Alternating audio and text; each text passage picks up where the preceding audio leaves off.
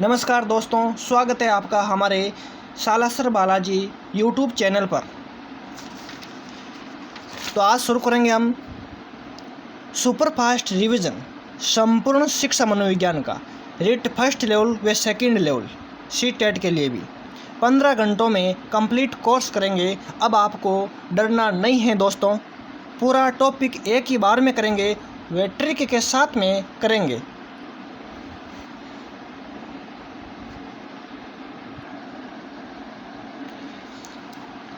तो मनोविज्ञान की बात करेंगे तो मनोविज्ञान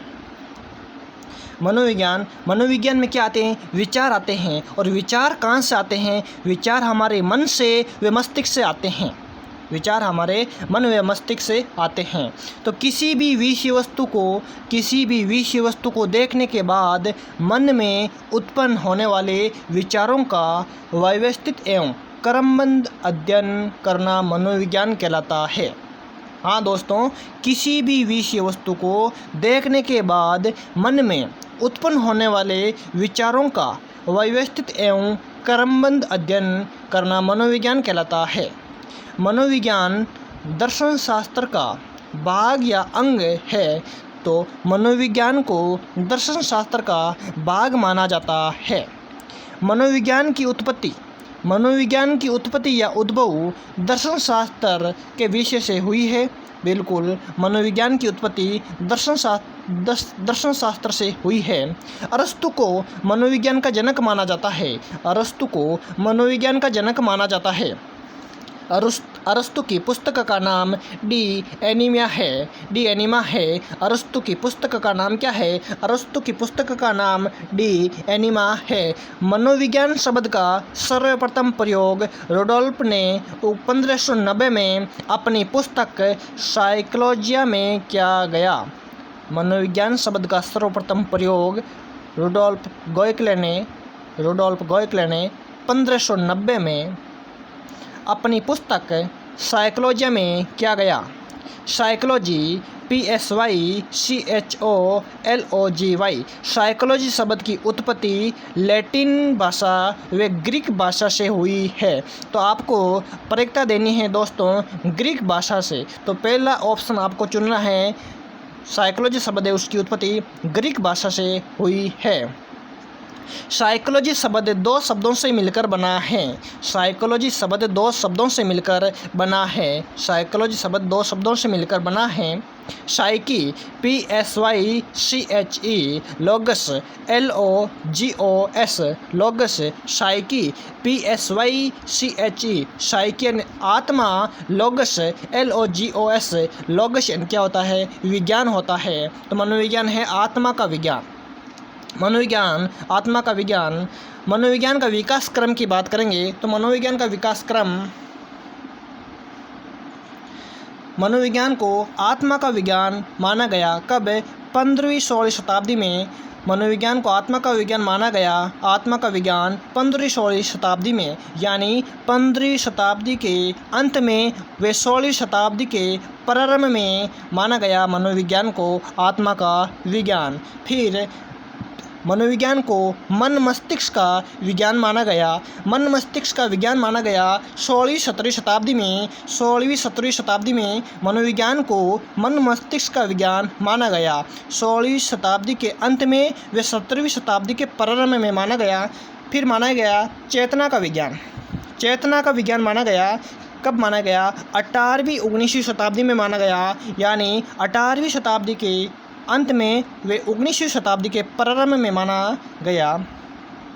फिर मनोविज्ञान को अंत में माना गया है व्यवहार का विज्ञान। मनोविज्ञान को व्यवहार का विज्ञान माना गया है 20वीं शताब्दी से वर्तमान तक। मनोविज्ञान को व्यवहार का विज्ञान माना गया है 20वीं शताब्दी से वर्तमान तक मनोविज्ञान को माना गया है व्यवहार का विज्ञान। आगे बढ़ेंगे दोस्तों। मनोविज्ञान का विकास क्रम। तो मनोविज्ञान को सर्वप्रथम माना गया आत्मा का विज्ञान। 15वीं-16वीं शताब्दी में मानने वाले अरस्तु, प्लेटो, डेकार्ते, रेविना, सुकरात थे। फिर मनोविज्ञान को मन मस्तिष्क का विज्ञान माना गया। 17वीं शताब्दी में मनोविज्ञान को मन मस्तिष्क का विज्ञान माना गया। 16वीं-17वीं शताब्दी में मानने वाले जॉन लॉक पेम्पोलॉजी व पेस्टोलॉजी थे। मानने वाले जॉन लॉक पेम्पोलॉजी और पेस्टोलॉजी थे। फिर मनोविज्ञान को माना गया चेतना का विज्ञान। चेतना का विज्ञान माना गया 18वीं-19वीं शताब्दी में। चेतना का विज्ञान 18वीं-19वीं शताब्दी में माना गया। मानने वाले William Wundt, William James, William सली, टिचनर, चैडविक वाइस थे। तो मनोविज्ञान को चेतना का विज्ञान माना गया 18वीं-19वीं शताब्दी में विलियम वुंट के द्वारा, विलियम जेम्स के द्वारा, विलियम सली के द्वारा, टिचनर के द्वारा, चैडविक के द्वारा, वाइस के द्वारा माना गया। फिर मनोविज्ञान को व्यवहार का विज्ञान माना गया है। 20वीं शताब्दी से वर्तमान तक माना गया है। मानने वाले Watson, Skinner, Pavlov, Thorndike, Guthrie, Hull, Woodworth थे।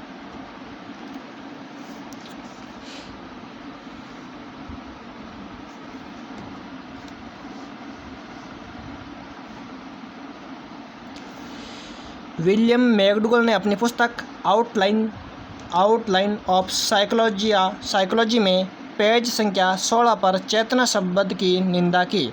विलियम मैकडूगल ने अपनी पुस्तक आउटलाइन साइकोलॉजी में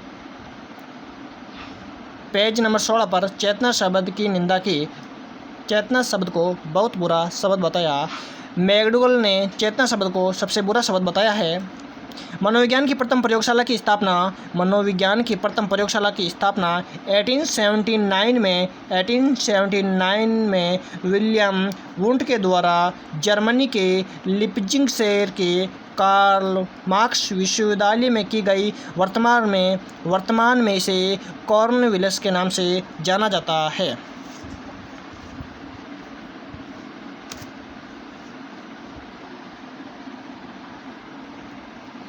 मनोविज्ञान की प्रथम प्रयोगशाला की स्थापना 1879 में विलियम वुंट द्वारा जर्मनी के लिप्जिग शहर के कार्ल मार्क्स में विश्वविद्यालय में की गई। वर्तमान में उसे कॉर्नविलस के नाम से जाना जाता है। मनोविज्ञान को दर्शन शास्त्र से अलग करने का श्रेय विलियम वुंट को माना जाता है। तो मनोविज्ञान को दर्शन शास्त्र से अलग करने का श्रेय विलियम वुंट को माना जाता है। प्रयोगात्मक मनोविज्ञान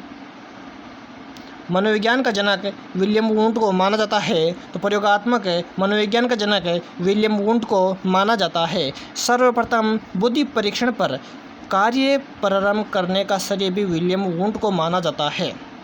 सर्वप्रथम बुद्धि परीक्षण पर कार्य प्रारंभ करने का श्रेय विलियम वुंट को माना जाता है। ये आपको याद रखना है कि सर्वप्रथम बुद्धि परीक्षण पर कार्य प्रारंभ किसने किया, तो विलियम वुंट के द्वारा किया गया है।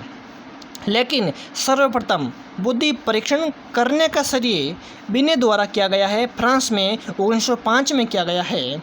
याद रखना है कि सर्वप्रथम बुद्धि परीक्षण बिने के द्वारा किया गया है। कब किया गया? 1905 में। कहाँ? फ्रांस में किया गया है। विलियम वुंट को संरचनावाद एवं अंत्यदर्शन विधि का जनक भी माना जाता है। विलियम वुंट को संरचनावाद एवं अंत्यदर्शन विधि का जनक भी माना जाता है। आगे बढ़ेंगे, महत्वपूर्ण परिभाषा की बात करेंगे। तो 20वीं शताब्दी में वाटसन को चमकता सितारा मनोवैज्ञानिकों द्वारा कहा गया है। तो 20वीं सदी में वाटसन को चमकता सितारा मनोवैज्ञानिकों ने कहा है। महत्वपूर्ण परिभाषा है वुडवर्थ की। तो वुडवर्थ के अनुसार मनोविज्ञान ने सर्वप्रथम आत्मा को, फिर मन मस्तिष्क को, फिर चेतना का त्याग कर वर्तमान में व्यवहार को अपनाया है। यह परिभाषा इंपॉर्टेंट है, आपको याद रखना है कि वुडवर्थ के अनुसार मनोविज्ञान ने सर्वप्रथम आत्मा का त्याग किया, फिर मन मस्तिष्क का त्याग किया, फिर चेतना का त्याग कर व्यवहार को अपनाया है। वुडवर्थ की दूसरी परिभाषा, वुडवर्थ क्या कहता है? वुडवर्थ कहता है कि वातावरण के संपर्क में आने वाले सभी प्रकार के मानवीय व्यवहारों का अध्ययन मनोविज्ञान में किया जाता है। नॉर्मल तरीके से आपको पढ़ना है, ज़्यादा जोर नहीं देना है, परिभाषा याद हो जाएगी। वुडवर्थ कहता है कि वातावरण के संपर्क में आने वाले सभी प्रकार के मानवीय व्यवहारों का अध्ययन मनोविज्ञान में किया जाता है। स्किनर क्या कहता है? स्किनर कहता है मनोविज्ञान अनुभव एवं व्यवहार का विज्ञान है। मनोविज्ञान है अनुभव एवं व्यवहार का विज्ञान है। ये बात स्किनर कहता है कि मनोविज्ञान तो अनुभव एवं व्यवहार का विज्ञान है। और स्किनर क्या कहता है? स्किनर की दूसरी परिभाषा है मनोविज्ञान मानव व्यवहार का आधारभूत विज्ञान है। मनोविज्ञान है, स्किनर कहता है कि जो मनोविज्ञान है मानव व्यवहार का आधारभूत विज्ञान है। जिस प्रकार से मानव व्यवहार करता है उसी का तो आधार लिए हुए मनोविज्ञान है। तो मनोविज्ञान मानव व्यवहार का आधारभूत विज्ञान है। वाटसन क्या कहता है? वाटसन कहता है मनोविज्ञान व्यवहार का निश्चित विज्ञान है। वाटसन कहता है मनोविज्ञान व्यवहार का निश्चित विज्ञान है। निश्चित विज्ञान की बात कौन करता है? तो आपको यहाँ पर शब्द पकड़ना है कि निश्चित विज्ञान की बात करता है वाटसन, आधारभूत मनोविज्ञान की बात करता है स्किनर, व्यवहार का विज्ञान की बात स्किनर करता है, व्यवहार का विज्ञान की बात स्किनर करता है। वाटसन कहता है कि मनोविज्ञान व्यवहार का निश्चित विज्ञान है, मनोविज्ञान व्यवहार का धनात्मक विज्ञान है। यह भी बात वाटसन कहता है कि मनोविज्ञान है, मनोविज्ञान व्यवहार का धनात्मक विज्ञान है, निश्चित विज्ञान है। मनोविज्ञान को लिखा नहीं जा सकता।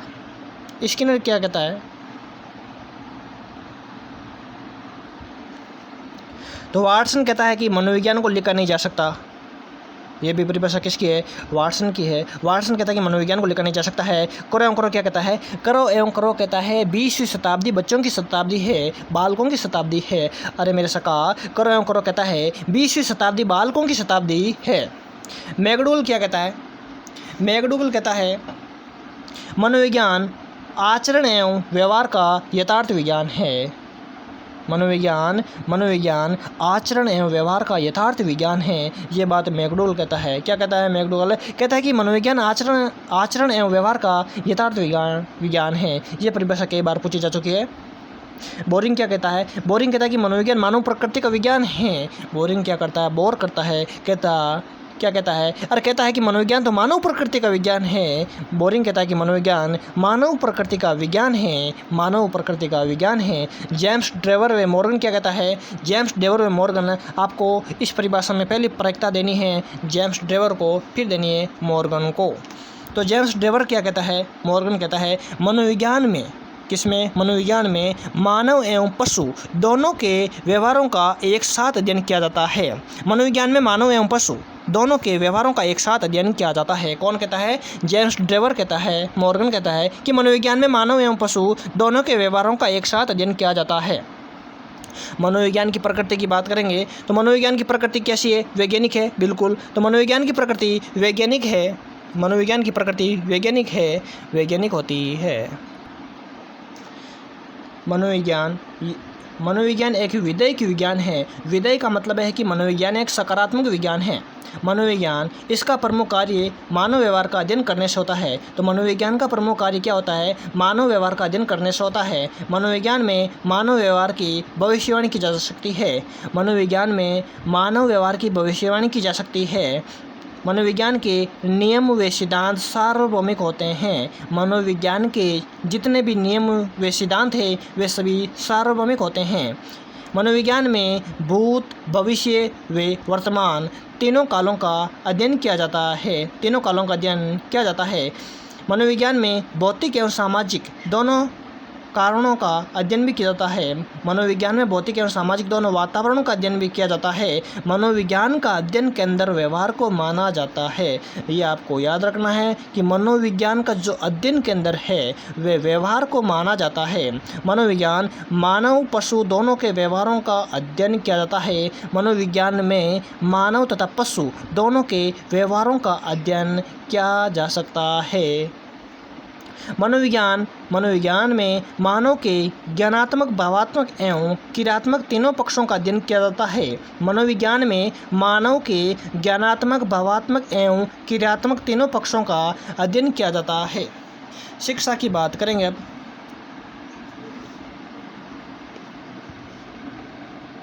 शिक्षा की बात करेंगे तो शिक्षा में शीर्षक नामक पुस्तक की रचना स्वामी विवेकानंद के द्वारा की गई है। शिक्षा में शीर्षक नामक पुस्तक की रचना स्वामी विवेकानंद के द्वारा की गई है। तो शिक्षा क्या है? शिक्षा बालक बालिकाओं की जन्मजात शक्तियों का विकास करने की प्रक्रिया शिक्षा कहलाती है। हाँ मेरे सका, बालक बालिकाओं की जो जन्मजात शक्तियाँ हैं उनका विकास करने की जो प्रक्रिया है वे शिक्षा कहलाती है। या आप यूँ कह सकते हो कि मानव व्यवहार में परिवर्तन करने की प्रक्रिया शिक्षा कहलाती है। मानव व्यवहार में परिवर्तन करने की प्रक्रिया शिक्षा कहलाती है। अरे शिक्षा होगी तभी तो मानव व्यवहार में परिवर्तन करेगा, तो मानव व्यवहार में परिवर्तन करने की प्रक्रिया शिक्षा कहलाती है। शिक्षा अंग्रेजी के एजुकेशन EDUCATION एजुकेशन शब्द का हिंदी रूपांतरण है। शिक्षा अंग्रेजी के एजुकेशन शब्द का हिंदी रूपांतरण है, जिसकी उत्पत्ति लैटिन भाषा के एजुकेटम EDUCATUM एडुकेटम शब्द से मानी जाती है। एडुकेटम शब्द दो शब्दों से मिलकर बना है भाई। एडुकेटम शब्द दो शब्दों से मिलकर बना है। ई प्लस ड्यूको से बना है। ई प्लस ड्यूको से बना है। ई यानी आंतरिक, ड्यूकन बाहर प्रकट करना, यानी शिक्षक के अंदर जो शक्तियाँ हैं उनको बाहर प्रकट करने की प्रक्रिया ही शिक्षा कहलाती है। ड्यूको बाहर प्रकट करना, आंतरिक शक्तियों को बाहर प्रकट करना ही क्या है? शिक्षा है। आंतरिक शक्तियों को बाहर प्रकट करना ही शिक्षा है। शिक्षा शब्द की उत्पत्ति संस्कृत भाषा के शिक्ष धातु से मानी जाती है। शिक्षा शब्द की उत्पत्ति संस्कृत भाषा के शिक्ष धातु से मानी जाती है, जिसका शाब्दिक अर्थ सीखना होता है। अतः सीख कर व्यक्ति अपने व्यवहार में परिवर्तन करता है। सीख कर व्यक्ति अपने व्यवहार में क्या करता है? परिवर्तन करता है। शिक्षा की परिभाषाएं हैं। सुकरात क्या कहता है? सुकरात कहता है मानव मस्तिष्क में निहित अमूर्त विचारों को बाहर प्रकट करने की प्रक्रिया शिक्षा कहलाती है। मानव मस्तिष्क में निहित अमूर्त विचारों को बाहर प्रकट करने की जो प्रक्रिया है वे शिक्षा कहलाती है। जैसे है मनुष्य ईश्वर की खोज करने की बजाय अपने मन में झांक कर देख, तू जो चाहता है वह मिल जाएगा। तो आपको भी रीट चाहिए, तो रीट के लिए आपको तैयारी करनी पड़ेगी जमकर। दूसरी परिभाषा प्लेटो की। प्लेटो क्या कहता है? प्लेटो कहता है एक ही क्षण में सुख दुख का अनुभव करने की प्रक्रिया शिक्षा कहलाती है। अरे शिक्षा, अगर आप टीचर बन जाओगे तो आपको एक ही क्षण में सुख का अनुभव होगा, और अगर नहीं बनोगे तो दुख का अनुभव होगा। तो यही तो बात प्लेटो कहता है। क्या कहता है? कि एक ही क्षण में सुख दुख का अनुभव करने की प्रक्रिया शिक्षा कहलाती है। प्लेटो कहता है आत्मा ही परमात्मा है, इसलिए आत्मा का अध्ययन करना चाहिए। प्लेटो क्या कहता है? प्लेटो कहता है कि आत्मा ही परमात्मा है, इसलिए आत्मा का अध्ययन करना चाहिए। फ्रोबेल क्या कहता है? फ्रोबेल क्या कहता है? फ्रोबेल कहता है मानव का नैतिक आचरण ही उसकी शिक्षा है। मानव कैसा व्यवहार करता है, कैसा उसका नैतिक आचरण है, वही तो उसकी शिक्षा है। ये बात फ्रोबेल कहता है कि मानव का नैतिक आचरण ही उसकी शिक्षा है। पेस्टोलॉजी क्या कहता है? और पेस्टोलॉजी कहता है कि शिक्षा मानव विकास की स्वाभाविक, विरोधाहीन एवं प्रगतिशील प्रक्रिया है। पेस्टोलॉजी क्या कहता है? पेस्टोलॉजी कहता है शिक्षा मानव विकास की स्वाभाविक, विरोधाहीन एवं प्रगतिशील प्रक्रिया है। शिक्षा का कोई विरोध नहीं कर सकता। आपकी तिनका आपके पास है, कोई आपकी शिक्षा, आपका ज्ञान, उसका कोई विरोध नहीं कर सकता है। ये बात पेस्टोलॉजी कहता है। जॉन डीवी क्या कहता है? जॉन डीवी कहता है शिक्षा वातावरण पर नियंत्रण करने की प्रक्रिया है।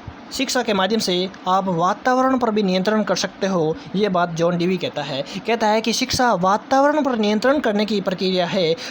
प्रगतिशील शिक्षा के पिता माने जाते हैं। जॉन डीवी को प्रगतिशील शिक्षा के पिता भी माने जाते हैं। प्रगतिशील शिक्षा के पिता माने जाते हैं जॉन डीवी। महात्मा गांधी की बात करेंगे तो महात्मा गांधी क्या कहते हैं? महात्मा गांधी कहते हैं बालक बालिकाओं का सर्वांगीण विकास करने की प्रक्रिया, बालक बालिकाओं का सर्वांगीण विकास करने की प्रक्रिया शिक्षा कहलाती है। बालक बालिकाओं का सर्वांगीण विकास करने की प्रक्रिया शिक्षा कहलाती है। महात्मा गांधी ये बात कहते हैं। आपको सबको पता है कि सर्वांगीण विकास की बात कौन करते हैं? तो सर्वांगीण विकास की बात करने वाले महात्मा गांधी है, और वातावरण पर नियंत्रण करने की बात जॉन डीवी करते हैं। पेस्टोलॉजी क्या कहते हैं? पेस्टोलॉजी कहते हैं एक ही बात कहते हैं कि आपकी जो शिक्षा है उसका कोई विरोध नहीं कर सकते हैं, स्वाभाविक है, आपकी है, कोई आपसे छीन नहीं सकता। ये बात पेस्टोलॉजी कहते हैं। और फ्रोबेल क्या कहते हैं? फ्रोबेल कहते हैं नैतिक मानव का नैतिक आचरण ही उसकी शिक्षा है। किस प्रकार का नैतिक आचरण है वही उसकी शिक्षा है। स्वामी विवेकानंद क्या कहते हैं? तो स्वामी विवेकानंद कहते हैं मानव में नीत आध्यात्मिक गुणों का विकास करना ही शिक्षा कहलाता है। मानव में नीत आध्यात्मिक गुणों का विकास करना ही शिक्षा कहलाता है।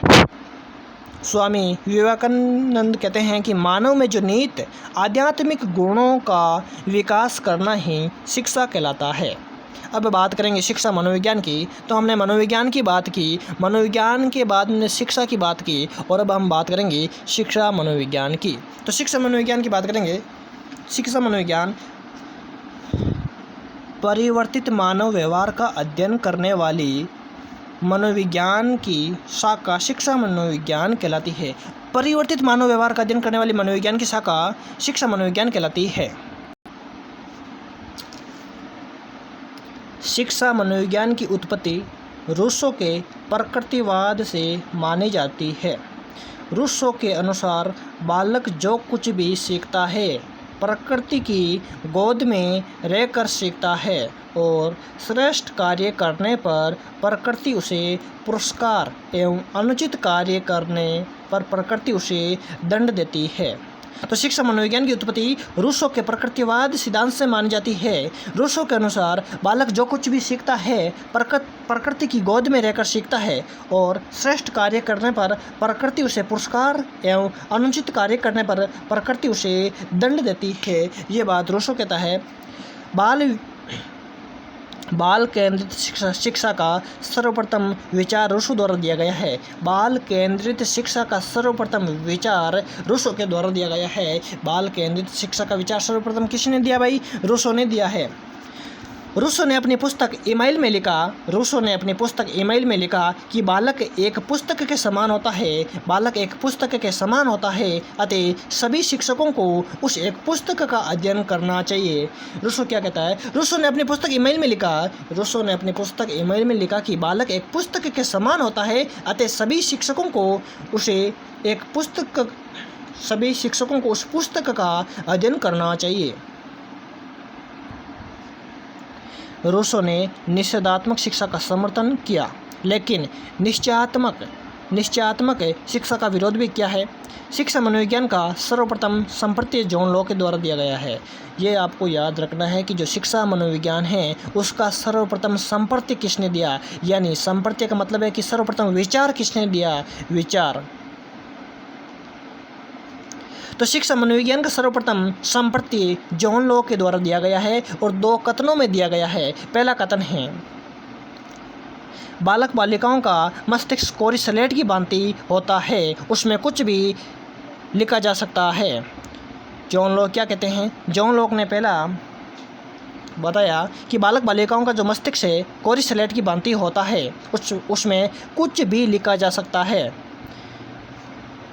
दूसरा कथन बताया बालक बालिकाओं को किसी भी उम्र में कुछ भी सिखाया जा सकता है। बालक बालिकाओं को किसी भी उम्र में कुछ भी सिखाया जा सकता है। ये बात कौन कहते हैं? जॉन लॉक कहते हैं। 1890 में विलियम जेम्स के द्वारा प्रिंसिपल ऑफ साइकोलॉजी नामक पुस्तक की रचना की गई। 1890 में विलियम जेम्स के द्वारा प्रिंसिपल ऑफ साइकोलॉजी नामक पुस्तक की रचना की गई है। 1898 में थॉर्नडाई के द्वारा एनिमल इंटेलिजेंसी नामक पुस्तक की रचना की गई है। 1898 में थॉर्नडाई के द्वारा एनिमल इंटेलिजेंसी नामक पुस्तक की रचना की गई। तो 1890 में विलियम जेम्स के द्वारा प्रिंसिपल ऑफ साइकोलॉजी पुस्तक नामक की रचना की गई। तो भाई प्रिंसिपल ऑफ साइकोलॉजी नामक पुस्तक की रचना की तो शिक्षक क्या हो गए? नाराज हो गए। क्यों? क्योंकि प्रिंसिपल ऑफ साइकोलॉजी नामक पुस्तक की रचना की गई है विलियम जेम्स के द्वारा 1890 में। तो 9 साल बाद 1899 में विलियम जेम्स के द्वारा टीचर्स टू टॉक नामक पुस्तक की रचना की गई। 1899 में विलियम जेम्स के द्वारा टीचर्स टू टॉक नामक पुस्तक की रचना की गई है। 1900 ईस्वी में शिक्षा मनोविज्ञान का उद्भव हुआ। 1903 में थॉर्नडाइक के द्वारा शिक्षा मनोविज्ञान नामक पुस्तक की रचना की गई है। 1903 में थॉर्नडाइक के द्वारा शिक्षा मनोविज्ञान नामक पुस्तक की रचना की गई है। 1920 में शिक्षा मनोविज्ञान का वास्तविक स्वरूप प्रकट हुआ। 1920 में शिक्षा मनोविज्ञान का वास्तविक स्वरूप प्रकट हुआ। किनके प्रयासों से हुआ? तो थॉर्नडाइक, जेड व टर्मल के प्रयासों से शिक्षा मनोविज्ञान का स्वरूप प्रकट हुआ। 1920 में थॉर्नडाइक, जेड, टर्मल आदि के प्रयासों से। 1922 में थॉर्नडाइक के द्वारा CAVD तत्व का प्रतिपादन किया गया है। CAVD क्या है भाई? ये बुद्धि परीक्षण है। क्या है? बुद्धि परीक्षण है। तो 1922 में थॉर्नडाइक के द्वारा CAVD तत्व का प्रतिपादन किया गया है। थॉर्नडाइक को प्रथम शैक्षिक मनोवैज्ञानिक भी माना जाता है। थॉर्नडाइक को प्रथम शैक्षणिक मनोवैज्ञानिक भी माना जाता है भाई। थॉर्नडाइक को प्रथम शैक्षणिक मनोवैज्ञानिक भी माना जाता है। शिक्षा मनोविज्ञान का जनक भी थॉर्नडाइक को माना जाता है। शिक्षा मनोविज्ञान का जनक भी थॉर्नडाइक को माना जाता है।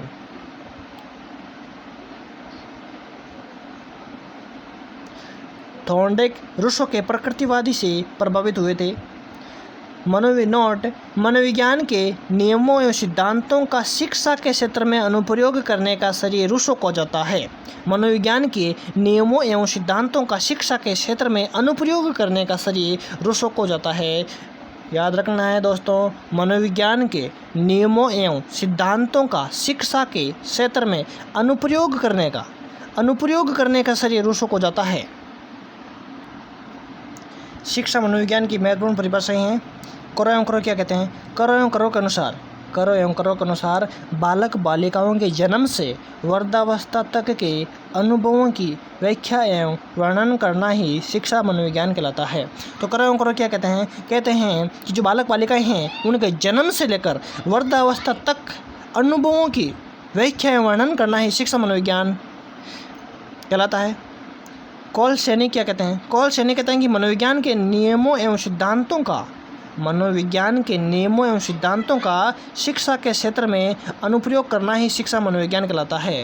ये बात कॉल सैनी के कहते हैं कि मनोविज्ञान के नियमों एवं सिद्धांतों का शिक्षा के क्षेत्र में अनुप्रयोग करना ही शिक्षा मनोविज्ञान कहलाता है, कॉल सैनी कहते हैं। जबकि मनोविज्ञान के नियमों एवं सिद्धांतों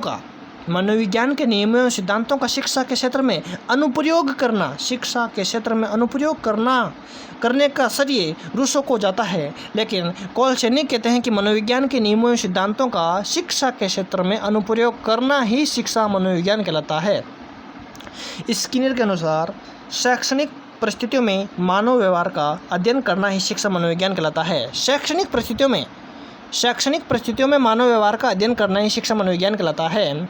शिक्षा मनोविज्ञान का संबंध सीखने सिखाने की प्रक्रिया का अध्ययन करने से होता है। यह बात भी स्किनर कहता है। स्किनर क्या कहते हैं? स्किनर कहता है कि शिक्षा मनोविज्ञान का जो संबंध है, शिक्षा मनोविज्ञान का संबंध सीखने सिखाने की प्रक्रिया का अध्ययन करने से होता है। सीखने के अनुभवों की व्याख्या शिक्षा मनोविज्ञान में की जाती है। सीखने के अनुभवों की जो व्याख्या है वे शिक्षा मनोविज्ञान में की जाती है।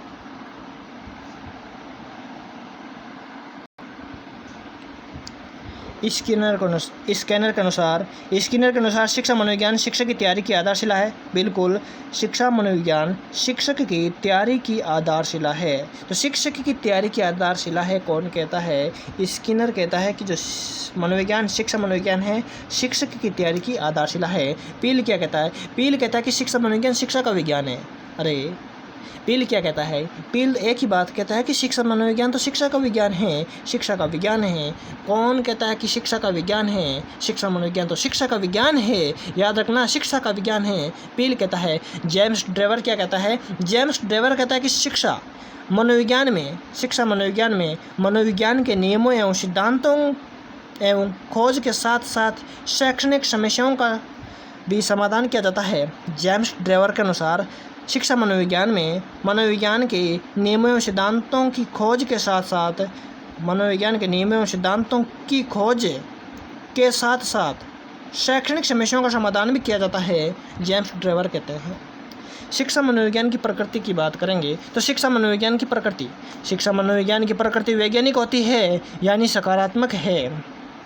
शिक्षा मनोविज्ञान की प्रकृति नियामक एवं विधायक विज्ञान है। शिक्षा मनोविज्ञान तो नियामक एवं विधायक विज्ञान है। शिक्षा मनोविज्ञान का प्रमुख उद्देश्य, शिक्षा मनोविज्ञान का प्रमुख उद्देश्य क्या है, ये आपको ध्यान में लाना है कि जो शिक्षा मनोविज्ञान है इसका प्रमुख उद्देश्य परिवर्तित मानव व्यवहार का अध्ययन करना है। परिवर्तित मानव व्यवहार का अध्ययन करने से होता है। शिक्षा मनोविज्ञान का प्रमुख उद्देश्य परिवर्तित मानव व्यवहार का अध्ययन करने से होता है, जिसमें नियम व सिद्धांत पर आधारित होती है। इसके शिक्षा मनोविज्ञान के नियम व सिद्धांत सार्वभौमिक होते हैं। मनोविज्ञान के भी नियम व सिद्धांत सार्वभौमिक होते हैं, तो शिक्षा मनोविज्ञान के भी नियम व सिद्धांत सार्वभौमिक होते हैं।